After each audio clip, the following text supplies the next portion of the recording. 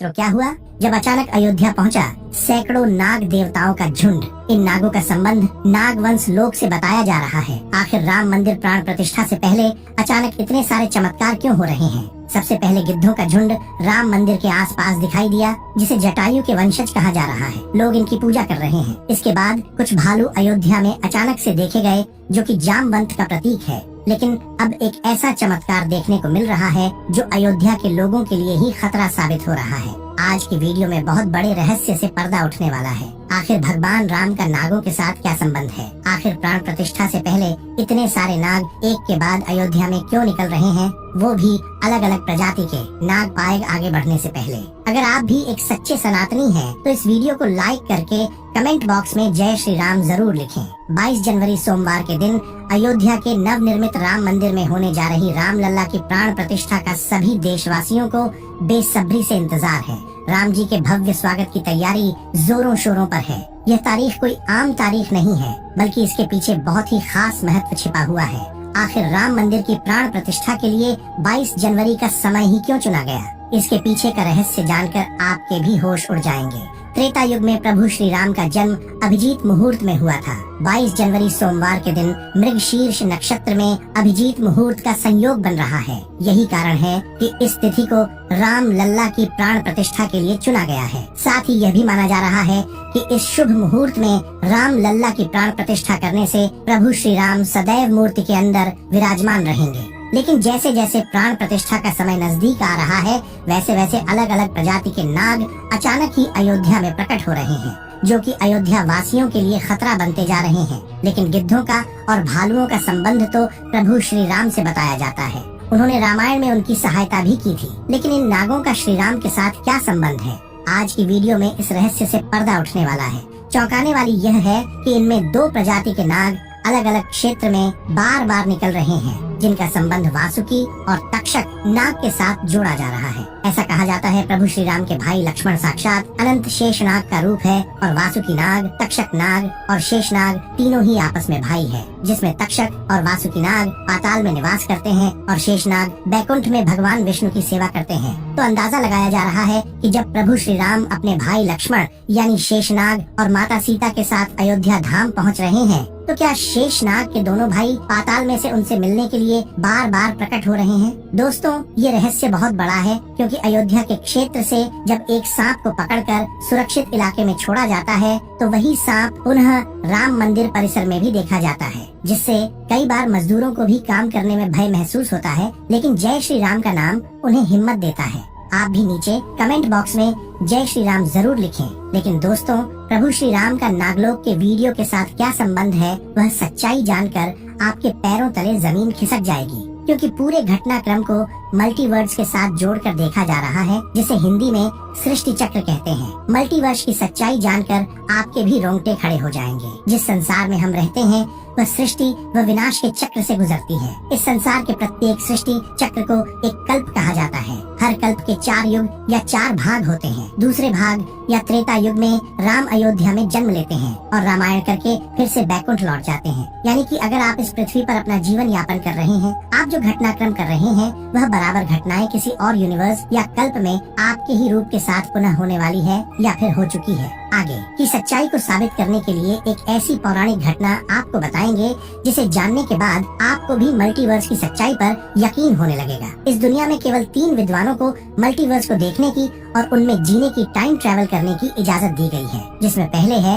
वासुकी नाग, दूसरे हैं तक्षक नाग और तीसरे हैं काक। भुशुंडी तक्षक और वासुकी नाग के बारे में हम आपको बता चुके हैं। लेकिन सवाल उठता है, आखिर काक भुशुंडी कौन है और आखिर इन्हें प्रभु श्री राम ने अमर कैसे बनाया? वेदों और पुराणों के अनुसार काकभुशुंडी ने 11 रामायण और 16 महाभारत देखी है। वह कल्प के अंत तक अपने शाश्वत स्वरूप में जीवित रहेंगे। भगवान राम ने ही काकभुशुंडी को अमर बनाया था। कौए के रूप में अपने एक जन्म के दौरान काकभुशुंडी की मुलाकात बालक राम से हुई। प्रभु खेल रहे थे और उसने उसे पकड़ने की कोशिश की। समय आने पर काकभुशुंडी को भगवान के मुख के दर्शन हुए। बालक राम के मुख में आकाश गंगाओं और ब्रह्मांड को देखने के बाद काकभुशुंडी ने भगवान राम से दूर उड़ना बंद कर दिया और उनके पास लौट आए। काकभुशुंडी ने भगवान राम को न पहचानने के लिए क्षमा मांगी। भगवान ने उन्हें दिव्य मुस्कान दी और काकभुशुंडी से उनकी इच्छा पूछी।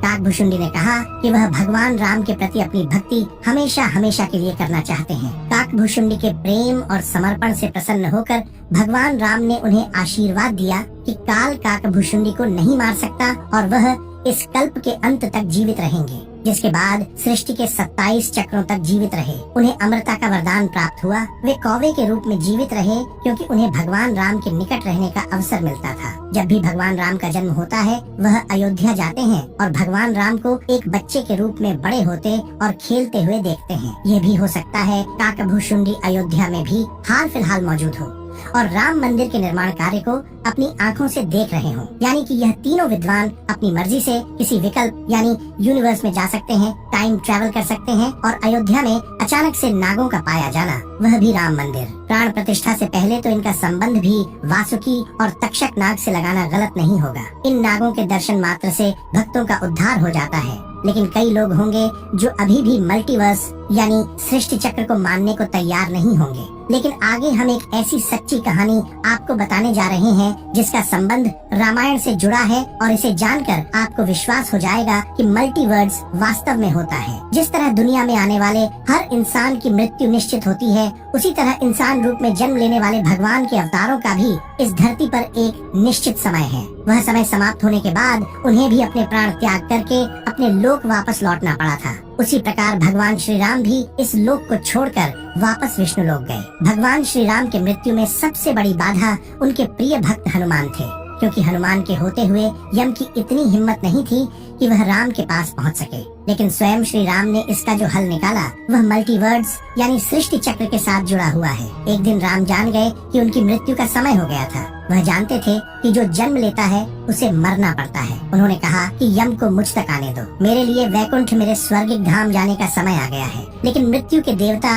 यम अयोध्या में प्रवेश करने से डरते थे, क्योंकि उनको राम के परम भक्त और उनके महल के मुख्य प्रहरी हनुमान से भय लगता था। यम के प्रवेश के लिए हनुमान को हटाना जरूरी था, इसलिए राम ने अपनी अंगूठी को महल के फर्श के एक छेद में से गिरा दिया और हनुमान से इसे खोज कर लाने के लिए कहा। हनुमान ने स्वयं का स्वरूप छोटा करते हुए बिल्कुल भंवरे जैसा आकार बना लिया और केवल उस अंगूठी को ढूंढने के लिए छेद में प्रवेश कर गए। वह छेद केवल छेद नहीं था, बल्कि एक सुरंग का रास्ता था जो सांपों के नगर नागलोक तक जाता था। हनुमान नागों के राजा वासुकी से मिले और अपने आने का कारण बताया। वासुकी हनुमान को नागलोक के मध्य में ले गए, जहाँ अंगूठियों का पहाड़ जैसा ढेर लगा हुआ था। वासुकी ने कहा, यहाँ आपको राम की अंगूठी अवश्य ही मिल जाएगी। हनुमान सोच में पड़ गए कि वह कैसे उसे ढूंढ पाएंगे, क्योंकि यह तो भूसे में सुई ढूंढने जैसा था। लेकिन सौभाग्य से जो पहली अंगूठी उन्होंने उठाई वह राम की अंगूठी थी। आश्चर्यजनक रूप से दूसरी भी अंगूठी जो उन्होंने उठाई वह भी राम की ही अंगूठी थी। वास्तव में वह सारी अंगूठी जो उस ढेर में थी सब एक ही जैसी थी। इसका क्या मतलब है, वह सोच में पड़ गए। वासुकी नाग वाले जिस संसार में हम रहते हैं वह शुरू भी होता है और प्रलय के साथ उसका अंत भी हो जाता है। प्रत्येक कल्प में चारों युग आते हैं और समाप्त भी होते हैं, और हर सतयुग के अंत में एक वानर इस अंगूठी का पीछा करता है और पृथ्वी पर राम मृत्यु को प्राप्त होते हैं। इसलिए यह सैकड़ों हजारों कल्पों से चली आ रही अंगूठियों का ढेर है। सभी अंगूठियां वास्तविक हैं, अंगूठियां गिरती रहीं और इनका ढेर बड़ा होता रहा। भविष्य के राम की अंगूठियों के लिए भी यहाँ काफी जगह है। हनुमान जान गए कि उनका नाग लोक में प्रवेश और अंगूठियों के पर्वत से साक्षात कोई आकस्मिक घटना नहीं थी। यही मालती वर्ष का रहस्य था। ये राम जी का उनको समझाने का मार्ग था कि मृत्यु को आने से रोका नहीं जा सकेगा।